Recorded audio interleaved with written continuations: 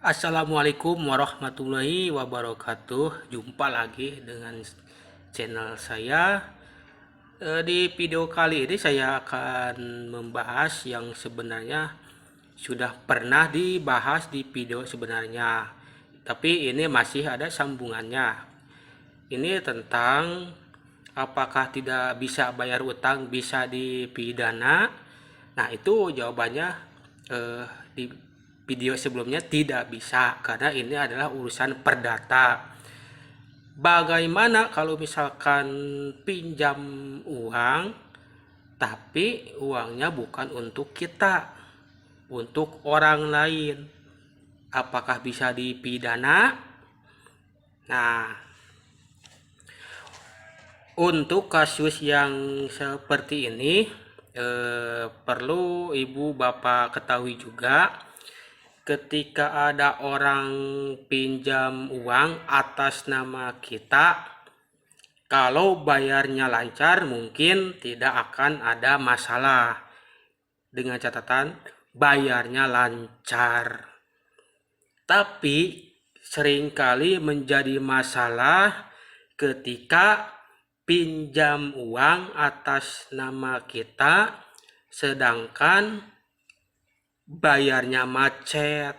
Itu akan merusak nama kita di perbankan, baik bank-bank besar seperti BRI, Mandiri dan sebagainya, maupun koperasi simpan pinjam, atau di kita itu seringkali disebut bank emok. Nah, ini sering terjadi ketika pinjam pakai nama orang lain. Kalau misalkan lancar bayarnya, mungkin tidak ada masalah, pain-pain saja. Tapi masalah timbul ketika sang peminjam atas nama kita itu macet membayar. Kalian juga Bapak Ibu harus paham, ketika orang pinjam pakai atas nama kita, maka pihak perbankan maupun pihak koperasi tidak mau tahu, karena kan di situ ada tanda tangan bahwa siap bertanggung jawab apapun resikonya. Nah, bagaimana? Nah, itu sebenarnya kalau misalkan pinjam atas nama orang lain, kalau lancar mungkin oke-oke aja, tapi kalau misalkan macet, itu sebenarnya bisa dipidana, karena itu dianggap penggelapan uang, atau bisa dipidana atas apa namanya pemalsuan identitas. Kenapa bisa disebut pemalsuan identitas? Karena yang pinjam siapa dan yang memakai siapa. Yang pinjam ya harus atas nama si peminjam, itu seharusnya. Makanya jangan heran kalau misalkan pinjam di koperasi-koperasi, ya pihak koperasi atau di sini sering disebut bank emok akan ngubar-ngubar yang atas nama tersebut, karena ketika pas pencairan jelas bahwa uang tersebut dipakai oleh saya sendiri, tidak dibagi maupun tidak dialihkan kepada pihak kedua. Makanya pihak bank atau pihak koperasi simpan pinjam tidak mau tahu begitu. Makanya berhati-hati ketika meminjamkan atas nama.